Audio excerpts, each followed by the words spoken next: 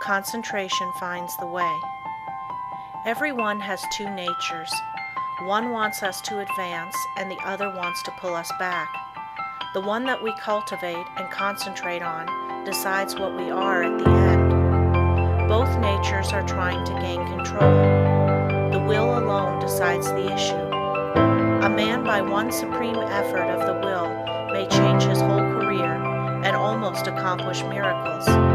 You may be that man. You can be, if you will to be, for will can find a way or make one. I could easily fill a book of cases where men plodding along in a matter-of-fact way were all at once aroused, and as if awakening from a slumber, they developed the possibilities within them, and from that time on were different persons. You alone can decide when the turning point will come. It is a matter of choice whether we allow our diviner self to control us, or whether we will be controlled by the brood within us. No man has to do anything he does not want to do. He is therefore the director of his life if he wills to be. What we are to do is the result of our training. We are like putty and can be completely controlled by our willpower. Habit is a matter of acquirement. You hear people say, he comes by this or that naturally, a chip off the old block, meaning that he is the only one doing what his parents did.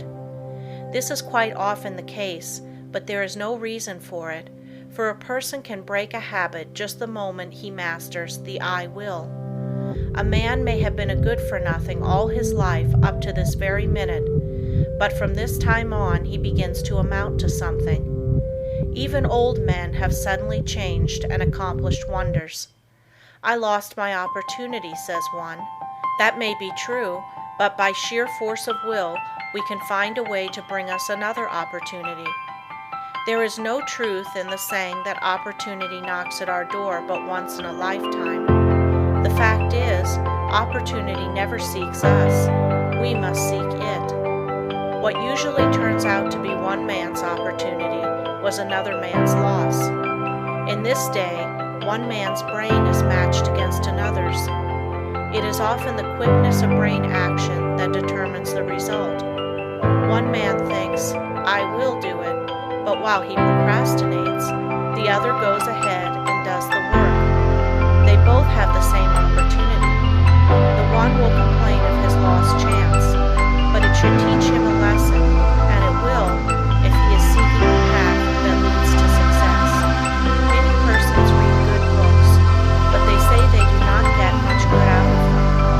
They do not realize that all any book or any lesson course can do is to awaken them to their possibilities, to stimulate them to use their willpower.